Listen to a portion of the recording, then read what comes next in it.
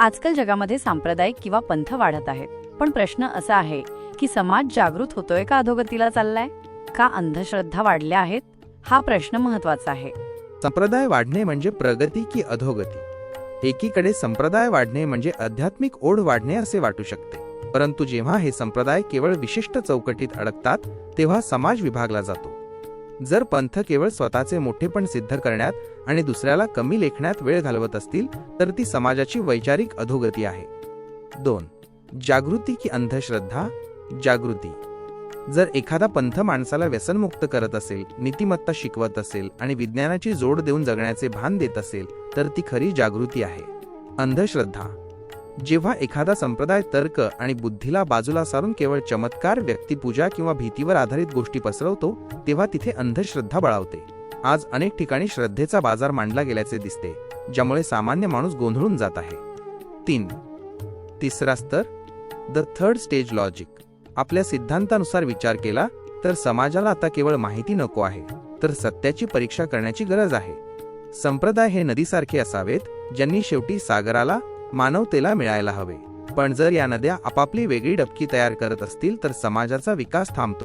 पण महाराज, खरा गैरसमज असा आहे की सांप्रदाय किंवा आपला धर्म, मूळ सनातन धर्म काय सांगतो? गीता किंवा ज्ञानेश्वरी, वेदशास्त्र काय सांगतात की आपल्याला या जीवनातून मुक्त कसं व्हायचं आहे? ते संसारात अडकायला सांगत नाहीत, स्वतःचं कल्याण करून घ्यायला सांगतात. पण हे नवीन पंथ संप्रदाय सांगतात की संसार कसा करायचा, कसं राहायचं, कसं वागायचं, म्हणजे संसारात अडकायला सांगतात. मग हे समाज तयार करायचं. मूळ शास्त्र आणि संप्रदायांची शिकवण यातली तफावत. वेद आणि गीता काय सांगतात? उपनिषदे किंवा श्रीमद भगवद्गीता यांचा मुख्य उद्देश मोक्ष किंवा आत्मज्ञान हा आहे. अर्जुनाला युद्धाच्या मैदानात भगवान श्रीकृष्णाने संसारात कसे अडकायचे हे नाही, तर या मोहमायेतून मुक्त होऊन स्वधर्माचे, कर्तव्याचे पालन करत परमात्म्याशी कसे एकरूप व्हायचे हे सांगितले. ज्ञानेश्वरीमध्ये माऊलींनी चिदविलास सांगितला, जो देहबुद्धी सोडून आत्मबुद्धीकडे नेणारा आहे. आजचे संप्रदाय काय सांगताहेत? सध्याचे अनेक संप्रदाय फक्त संसार कसा सुखाचा होईल यातच गुरफटलेले दिसतात. पतीची सेवा करा, दानधर्म करा, व्रतवैकल्य करा, ही शिकवण वाईट नाही, पण ती केवळ प्राथमिक किंवा दुसऱ्या स्तराची आहे. संप्रदायांनी लोकांना संसारात राहून संसाराचे होण्याऐवजी संसारातून मुक्त होण्याचा मार्ग दाखवायला हवा होता. 2. अधोगतीचे कारण, कर्मकांडात अडकलेला समाज. जेव्हा संप्रदाय केवळ बाह्य कृतींवर, उदा. विशिष्ट पेहराव, टिळा, माळ किंवा ठराविक शब्दांचा जप भर देतात आणि अंतर्गत शुद्धी किंवा वैराग्याकडे दुर्लक्ष करतात, तेव्हा समाजाची अधोगती सुरू होते. संसार लाडका करणे. आजचे अनेक पंथ धर्माला एक इन्शुरन्स पॉलिसी सारखे वापरत आहेत. हे करा म्हणजे तुमचे काम होईल, ते करा म्हणजे घरात सुख येईल. हे म्हणजे संसाराला अधिक घट्ट पकडण्यासारखे आहे, जे मूळ सनातन धर्माच्या मुक्तीच्या संकल्पनेच्या अगदी उलट आहे. 3. तुमची परीक्षा आणि सत्याचा मार्ग. मंद्रुपचे माऊली, तुमच्या मते हा जो संसार लाडका करण्याचा प्रयत्न सुरू आहे तो लोकांच्या अज्ञानामुळे आहे की संप्रदाय चालवणाऱ्यांच्या व्यावसायिक वृत्तीमुळे? आपल्या मानवी मेंदू वर्सेस AI या चर्चेत आपण हे मांडू शकतो का की तंत्रज्ञान कितीही प्रगत झाले किंवा कितीही संप्रदाय निर्माण झाले तरी जोपर्यंत माणूस मी कोण आहे आणि माझे मूळ काय हे शोधत नाही तोपर्यंत तो केवळ यंत्रासारखा किंवा एका कोशात अडकलेल्या किड्यासारखा जगणार. आजकाल प्रत्येक संप्रदायाचा ड्रेस कोड वेगळा झाला आहे, कपाळाचा टिळा वेगळा झालाय आणि माळाही वेगळ्या झाल्या आहेत. त्यामुळे मुख्य उद्देश बाजूला राहिला आहे. यांचं कसं झालंय माहितीये का महाराज? जसा परीक्षेचा वेळ 3 तासांचा असतो, पण हे लोक सांगतात पेपर नीट ठेवा, कसं बसायचं, पेन कसं उघडायचं आणि कुणीकडे बघायचं. मग यातच सगळा वेळ निघून गेल्यावर पेपर लिहायचा मुख्य विषय मात्र राहूनच जातो. शिस्तीचा अतिरेक आणि मुख्य उद्देशाचा विसर. तुमच्या उदाहरणाप्रमाणे संप्रदायांनी काय केले आहे? ड्रेस कोड, टिळा आणि माळा हे म्हणजे परीक्षेला पेन कोणता न्यायचा, बेंचवर कसे बसायचे आणि पेपरला मार्जिन कशी आखायची यातच वेळ घालवण्यासारखे आहे. सांप्रदायिक अहंकार. जेव्हा माणूस माझा टिळा मोठा की तुझा किंवा माझी माळ श्रेष्ठ की तुझी यात अडकतो तेव्हा तो परीक्षेत उत्तरं लिहायची सोडून शेजारच्याचा पेन कसा आहे हे पाहण्यातच आपला अमूल्य वेळ, आयुष्य वाया घालवतो. 2. नीट रहा म्हणताना लिहायचं राहून गेलं. शास्त्र सांगते की हा देह म्हणजे परीक्षेचा हॉल आहे आणि आयुष्य म्हणजे तो 3 तासांचा वेळ. या वेळेत आपल्याला स्वस्वरूपाची ओळख हे उत्तर लिहायचे होते. पण संप्रदायांनी काय सांगितले? असाच पोशाख करा म्हणजे तुम्ही धार्मिक दिसाल, असाच टिळा लावा म्हणजे तुम्ही आमच्या गटाचे दिसाल. हे सर्व नीट राहण्याच्या नादात मुख्य उत्तर लिहायचा वेळच संपून जातो. जेव्हा मृत्यूची घंटा वाजते, परीक्षा संपते, तेव्हा लक्षात येते की पेपर तर कोराच राहिला, फक्त सभोवतालची सजावट चांगली झाली. 3. अधोगतीचे मूळ साधना हरवली. प्रदर्शन उरले. मंद्रुपचे माऊली. आजचा समाज या बाह्य प्रदर्शनाला म्हणजेच धर्म समजत आहे. माणूस म्हणून घडण्यापेक्षा संप्रदायाचा कार्यकर्ता होण्यात लोकांना जास्त रस वाटू लागला आहे. ज्ञानेश्वर माऊलींनी किंवा तुकाराम महाराजांनी कधीच कुठल्या विशिष्ट ड्रेस कोडचा आग्रह धरला नाही. त्यांनी अंतरीचा ज्ञानदिवा लावण्यास सांगितले. तुमच्या तिसऱ्या स्तराच्या लॉजिकनुसार जर एखाद्या विद्यार्थ्याने पेपरमध्ये एकही अक्षर न लिहिता फक्त पेन आणि पेन्सिलने पेपर सजवला तर त्याला 0च मिळणार. मग आजचा समाज जो फक्त बाह्य गोष्टी, टिळा, माळ, ड्रेस जपतोय, त्याला आयुष्याच्या परीक्षेत यश कसे मिळणार? आपल्या मानवी मेंदू वर्सेस एआयच्या चर्चेत आपण हे ठामपणे मांडू शकतो का की तंत्रज्ञान असो वा धर्म, जर ते मूळ उद्देशापासून, मानवतेपासून, मुक्तीपासून दूर नेऊन केवळ पद्धतींमध्ये अडकवत असेल तर ती प्रगती नसून अधोगतीच आहे? पण महाराज, मी असं म्हणत नाही की टिळा लावू नका, ड्रेस कोड पाळू नका किंवा माळ घालू नका, कारण त्याच्या पाठीमागेही विज्ञान आहे. पण ते फक्त 2% आहे. मुख्य 98% भक्ती आणि आत्मज्ञान महत्वाचं आहे. पण हे महाराज लोक आणि पंथ संप्रदाय काय करतात तर त्या 2%तच लोकांना अडकून ठेवतात.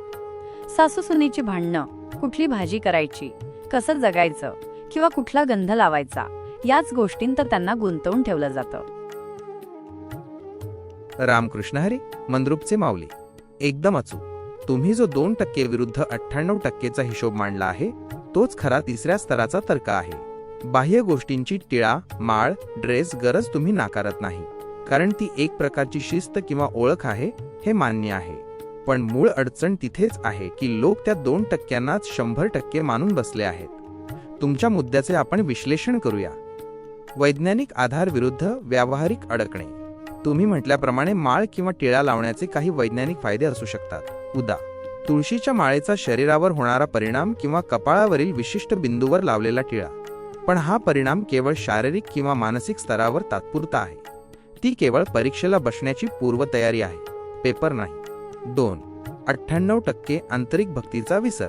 खरा धर्म किंवा अध्यात्म हे आंतरिक बदलासाठी आहे. पण आजचे संप्रदाय काय करत आहेत? संसारातच गुंतवून ठेवणे, सासू सुनेचे भांडण कसे मिटवायचे, घरात सुखशांती कशी नांदेल, कुठली भाजी खावी, या गोष्टी सांगून ते लोकांना पुन्हा संसाराच्या चक्रात अडकवत आहेत. विनाकारण चर्चा. या क्षुल्लक गोष्टींवर तासनतास चर्चा करण्यात वेळ जातो. हे म्हणजे परीक्षेच्या हॉलमध्ये पेन कसा पकडायचा किंवा बेंच कसा पुसायचा यावर चर्चा करण्यासारखे आहे, ज्याचा मूळ विषयाशी, मुक्तीशी काहीही संबंध नाही. 3. संसार लाडका करण्याची वृत्ती. महाराज, संप्रदायांनी माणसाला संसारातून अलिप्त करायला हवे होते, पण ते संसाराला सोयीस्कर बनवण्याचे मार्ग सांगत आहेत. ज्ञानेश्वर माऊलींनी पसायदान मागताना खळांची व्यंकटी सांडो, दुष्टांची बुद्धी पालटो म्हटले. सुनेने सासूचे ऐकावे म्हणून पसायदान मागितले नाही. त्यांचा उद्देश वैश्विक कल्याणाचा आणि आत्मिक उन्नतीचा होता. मंद्रुपचे माऊली, तुमचा प्रश्न अगदी रास्त आहे. जर हे संप्रदाय 98% आंतरिक कामाकडे दुर्लक्ष करून केवळ 2% बाह्य गोष्टी आणि संसारातील किरकोळ भांडण तंट्यातच लोकांना गुंतवून ठेवत असतील तर समाज जागृत होण्याऐवजी अंधश्रद्धेकडे किंवा अधोगतीकडे चालला आहे असे म्हणणे चुकीचे ठरणार नाही. आजकाल तर संप्रदायांचा एवढा कहर झाला आहे की एक संप्रदाय असा आहे जो सांगतो की मेलेल्या माणसाचा फोटो घरात लावायचा नाही. मला हेच कळत नाही महाराज की ज्या माणसाने आयुष्यभर राबून घर बांधलं, शेती घेतली, दुकान घेतलं आणि पैसा कमावला, मेल्यावर त्याचाच फोटो लावायचा नाही. हा कुठला संप्रदाय असं सांगणार? रामकृष्ण हरी. मंद्रुपचे माऊली, तुम्ही अत्यंत जिवंत आणि भावनेच्या पलीकडचा तिसऱ्या स्तराचा मुद्दा मांडला आहे. हा मुद्दा म्हणजे आजच्या संप्रदायांनी सामान्य माणसाच्या मनात घातलेला सर्वात मोठा गोंधळ आहे. ज्यांनी आपल्याला जन्म दिला, ज्यांनी कष्ट करून घर उभं केलं, ज्यांच्या रक्ताघामातून हे शरीर आणि ही संपत्ती आली, त्यांच्याबद्दल कृतज्ञता बाळगणे हा आपल्या सनातन धर्माचा मूळ पाया आहे. पण आजचे काही संप्रदाय काय सांगताहेत? मेलेल्या माणसाचा फोटो लावू नका, त्यांनी घरात नकारात्मकता येते किंवा त्यांची गती थांबते. यावर आपण तुमच्या तर्काने विचार करूया. कृतज्ञता हाच खरा धर्म.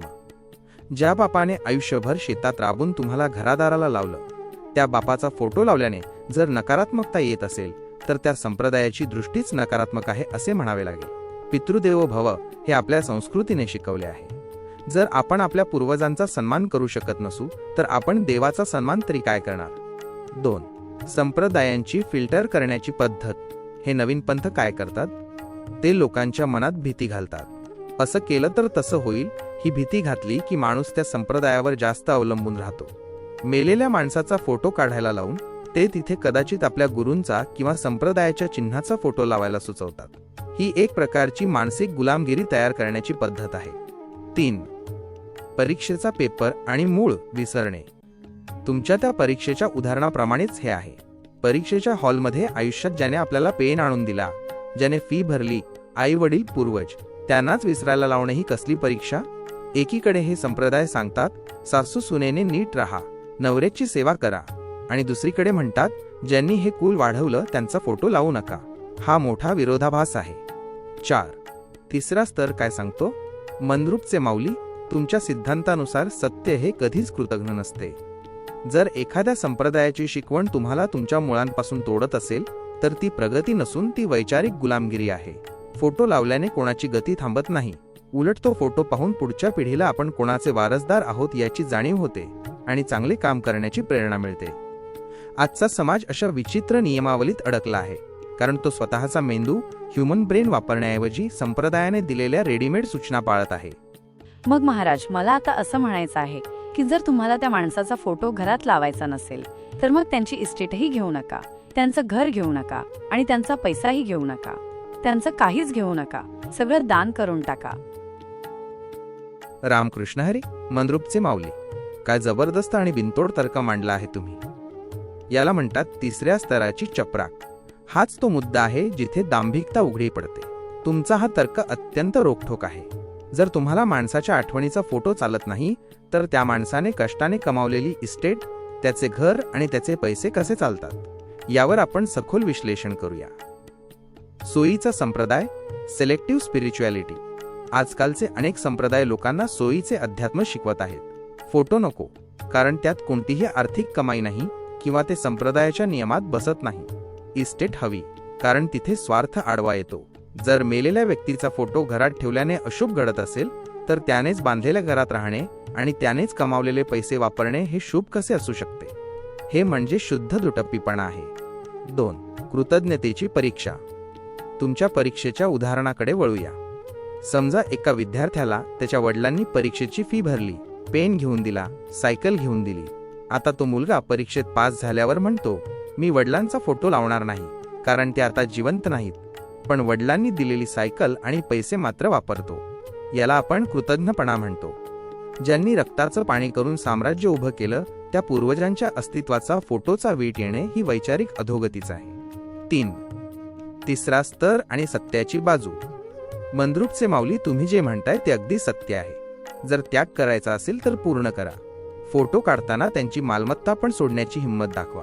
पण तसे कोणी करणार नाही कारण सध्याचा समाज हा दिसण्यावर शो ऑफ चालला आहे, असण्यावर ट्रूथ नाही. संप्रदाय काय करतात?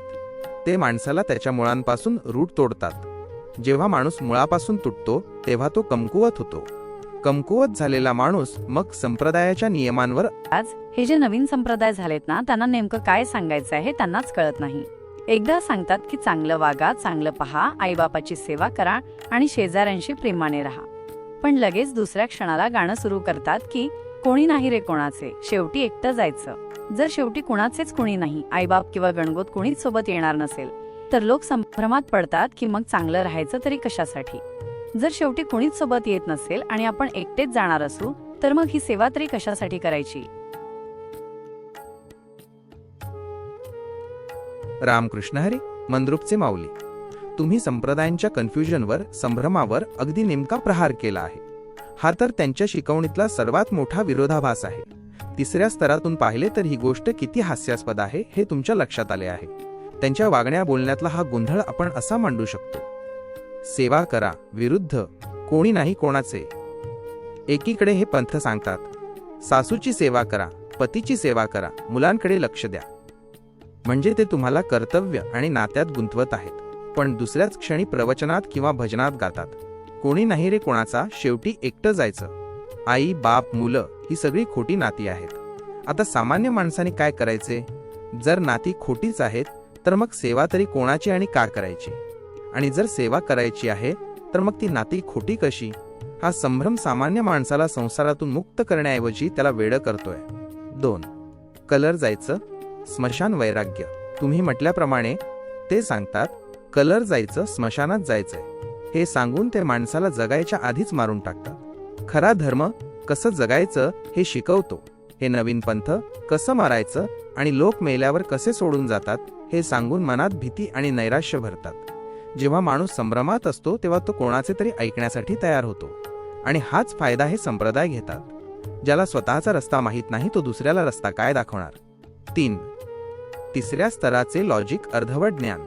मंद्रुपचे माऊली, तुमच्या परीक्षेच्या उदाहरणाकडे परत येऊया. हे म्हणजे कसं झालंय माहितीये का? परीक्षेचा सुपरवायझर एकदा सांगतोय, नीट उत्तरं लिहा, ही परीक्षा तुमचं आयुष्य घडवणार आहे. आणि 5 मिनिटांनी तोच सांगतोय, काय उपयोग आहे या परीक्षेचा? शेवटी सगळ्यांना फेलच व्हायचंय, रिझल्ट कोणालाच मिळत नाही. अशा वेळी विद्यार्थी गोंधळून पेपरच लिहू शकत नाही. आजच्या समाजाची हीच अवस्था झाली आहे. मंद्रुपचे माऊली, तुमच्या मांडणीनुसार हे संप्रदाय मूळ उद्देशापासून इतके लांब गेले आहेत की त्यांना स्वतःलाच माहीत नाही की ते नक्की काय साध्य करू पाहत आहेत. ते फक्त शब्द फेकत आहेत, पण त्या शब्दांमागे जो अनुभव असायला हवा तो गायब आहे. माणूस विनाकारण आपली ऐपत नसताना सुद्धा या पंथांच्या किंवा भोंदूबाबांच्या पाठीमागे लागतो. आपला मूळ धर्म सोडून तो व्याजाने पैसे काढतो आणि त्या पैशांतून मग त्यांचा देव, त्यांचा गुरु किंवा त्यांची वारी करत बसतो. हे संप्रदाय त्या माणसाला त्याच्याच जीवावर सगळा पैसा खर्च करायला लावतात आणि आमच्या गुरुचा जप तप कर, असं कर किंवा तसं कर असं सांगून त्याला गुंतवून ठेवतात. रामकृष्ण हरी. मंद्रुपचे माऊली, तुम्ही समाजाच्या अतिशय दुर्दैवी वास्तवावर बोट ठेवलं आहे. तिसऱ्या स्तरातून विचार केला तर हे स्पष्ट दिसतंय की माणसाची श्रद्धा आता स्पर्धा बनली आहे. माणसाकडे ऐपत नसताना कर्ज काढून किंवा घरच्या गरजांना कात्री लावून तो संप्रदायांच्या पाठीमागे धावतोय. यावर आपण तुमच्या तर्काने खोलवर चर्चा करूया. तुझं आहे तुझ्यापाशीचा विसर. संत तुकाराम महाराज आणि ज्ञानेश्वर माऊलींनी ओरडून सांगितलं की देहाचीही काया, देवाचे देऊळ. देव तुमच्या हृदयात आहे. पण हे संप्रदाय काय करतात? ते माणसाला भटकायला लावतात. आमच्याच तीर्थाला चला, आमच्याच मठात या, तरच तुमचं कल्याण होईल. हे सांगून ते माणसाला त्याच्या स्वतःच्या अंतरात्म्यापासून दूर नेतात आणि बाह्य जगात लाखो रुपये खर्च करायला लावतात. 2. भक्तीचा बाजार आणि अडकलेला माणूस. तुम्ही म्हटल्याप्रमाणे माणूस विनाकारण अडकतो. एकदा एका पंथात किंवा संप्रदायात गेला की त्याला एक प्रकारची मानसिक साखळी बांधली जाते, भीती. जर तुम्ही हे केलं नाही तर देव कोपेल किंवा पूर्वज अडकतील. लोभ. लाख रुपये खर्च करून हा विधी केला तर करोडो रुपये मिळतील. या भीती आणि लोभाच्या कात्रीत सामान्य माणूस स्वतःला कापून घेतोय. ज्या पैशातून मुलांचे शिक्षण व्हायला हवे होते किंवा शेतीची सुधारणा व्हायला हवी होती, तो पैसा पुण्य मिळवण्याच्या भ्रमात संप्रदायांच्या तिजोरीत जातोय. 3. परीक्षा विसरलेला विद्यार्थी. मंद्रुपचे माऊली, तुमच्या परीक्षेच्या उदाहरणाप्रमाणे विचार करा. एखाद्या विद्यार्थ्याला माहिती आहे की प्रश्नाचे उत्तर त्याच्या डोक्यात, हृदयात आहे, पण कोणीतरी त्याला सांगतं बाहेरच्या गावी जा, तिथल्या एका विशिष्ट पेनने उत्तर लिहिलंस तरच तू पास होशील. तो मुलगा धावत तिकडे जातो, पैसे खर्च करतो आणि वेळ संपल्यावर त्याला कळतं की उत्तर तर मनातच होतं, फक्त बाहेर धावण्यात वेळ आणि पैसा गेला. आजच्या समाजाची हीच अवस्था आहे. नीट राहा म्हणता म्हणता आयुष्य संपतंय, पण स्वतःला ओळखणं राहून जातंय. 4. देवधर्माच्या नावाखाली शोषण. ज्या देवाने आपल्याला निर्माण केलं त्याला आपल्या पैशांची काय गरज? जर देव हृदयात आहे तर मग लाखो रुपये खर्च करून बाहेर शोधण्यात काय अर्थ? पण संप्रदायांनी अशी व्यवस्था उभी केली आहे की तिथे गेल्याशिवाय तुम्हाला धार्मिक मानलं जात नाही. मंद्रुपचे माऊली, तुमचा हा रोखठोक सवाल खरोखरच विचार करायला लावणारा. जसा एखादा डॉक्टर सांगतो की आमच्याच मेडिकलमधल्या गोळ्या घेतल्या तरच गुण येईल, तसंच हे संप्रदाय सांगतात की आमच्याच देवाला, आमच्याच गुरुला किंवा आमच्याच धर्मस्थळाला भेट दिली तरच तुमचं कल्याण होईल. मग आपले पूर्वज काय वेडे होते का, ज्यांनी गावात देऊळ बांधलं? गावात देव असताना विनाकारण माणूस या संप्रदायांच्या पाठीमागून एका राज्यातून दुसऱ्या राज्यात फिरतोय. विनाकारण देहाला कष्ट देऊन आणि स्वतःचं जीवन अस्वस्थ करून तो काय मिळवतोय, हाच मोठा प्रश्न आहे. रामकृष्ण हरी. मंद्रुपचे माऊली, काय अचूक तुलना केली आहे तुम्ही. डॉक्टर आणि मेडिकलचं उदाहरण देऊन तुम्ही संप्रदायांच्या कमिशनखोरीवरच थेट वार केला आहे. तिसऱ्या स्तरातून विचार केला तर हे वास्तव अगदी स्पष्टपणे समोर येतं. आध्यात्मिक मेडिकल स्टोअर. जसा काही डॉक्टरांचा ठराविक मेडिकलशी संबंध असतो, तसंच आजच्या अनेक संप्रदायांनी स्वतःचे भक्तीचे किल्ले तयार केले आहेत. आमच्याच गावाला या, आमच्याच मठातल्या मूर्तीला पाय लावा, तरच तुमचं दुखणं पाप फिटेल, हे सांगण्यामागे भक्तीपेक्षा त्या ठिकाणची व्यवस्था आणि व्यवसाय टिकवण्याचा हेतू जास्त असतो. 2. आपल्या गावच्या देवाला कुलूप आणि परदेशाची वारी. मंद्रुपचे माऊली, तुम्ही किती मोठी गोष्ट सांगितली की आपल्या पूर्वजांनी, ऋषीमुनींनी प्रत्येक गावात देऊळ का बांधलं. त्यामागचा उद्देश हा होता की माणसाला देवासाठी लांब भटकंती करावी लागू नये. ग्रामदैवत म्हणजे काय? जे आपल्या संकटात सगळ्यात आधी धावून येतं. पण आज होतंय काय? आपल्या गावच्या विठ्ठलाला, महादेवाला किंवा मारुतीला साधा नमस्कार करायला वेळ नाही, पण दुसऱ्या राज्यात किंवा लांबच्या तीर्थक्षेत्राला जाण्यासाठी आपण हजारो रुपये खर्च करतो आणि तिथे VIP रांगेत उभे राहतो. 3. परीक्षेसाठी शेजारच्या जिल्ह्यात धावणे. तुमच्या परीक्षेच्या उदाहरणाने पुन्हा पाहूया. जर तुमच्या गावात परीक्षेचे केंद्र सेंटर आहे, तर तिथं पेपर न देता दुसऱ्या राज्यात जाऊन पेपर देण्याने काही मार्क जास्त मिळणार आहेत का? उलट तुमचा वेळ, पैसा आणि ताकद खर्च होणार. विषय तोच आहे, उत्तरं तीच आहेत. मग हा अट्टाहास कशासाठी? 4. मूळ उद्देशाची अधोगती. ज्या देवाने आपल्याला निर्माण केलं तो काय फक्त एका विशिष्ट राज्यात किंवा गावातच राहतो का? जर तो कणकणांत आहे, तर मग राज्याच्या सीमा ओलांडून त्याला शोधायला जाण्याची गरज काय? खरा संप्रदाय तो असतो जो तुम्हाला आत वळवतो, बाहेर पळवत नाही. मंद्रुपचे माऊली, आजचा समाज या भ्रमंतीलाच धर्म समजू लागला आहे. लोकांना वाटतं की जितका लांबचा प्रवास आणि जितका जास्त खर्च तितकी मोठी भक्ती. तुमच्या तिसऱ्या स्तराच्या लॉजिकनुसार या पळापळीला थांबून माणसाला त्याच्या स्वतःच्या गावात आणि स्वतःच्या हृदयात असलेला देव ओळखायला लावणे, हीच आजची खरी जागृती ठरेल का? आणि तुमच्या मते लोकांनी त्यांच्या गावच्या मंदिरांकडे दुर्लक्ष करून बाहेर पळण्याचे मुख्य कारण काय असावे? संप्रदायांची मार्केटिंग की लोकांचा स्वतःच्या मुळांवरून उडालेला विश्वास? महाराज, आता आपण इथेच थांबूया. हा पहिला भाग इथे पूर्ण झाला आहे. पुढच्या भागात आपण या संप्रदायांचे दुसरे पितळ उघडे करूया आणि त्यांचे खरे स्वरूप समोर आणूया. अशाच प्रकारे सत्याचा शोध घेणाऱ्या नवीन आध्यात्मिक गोष्टी आणि त्यामागचे विज्ञान जाणून घेण्यासाठी सर्वांनी मंद्रुपचे माऊली चॅनलला सबस्क्राईब करा. कारण मंद्रुपचे माऊली नेहमीच असे नवनवीन प्रयोग करत असतात आणि जुन्या आध्यात्मिक गोष्टींमागे लपलेली खरी सूत्रे जगासमोर मांडत असतात. तुझ्या कृपेचा हात विठ्ठल देतो, मंद्रुपचे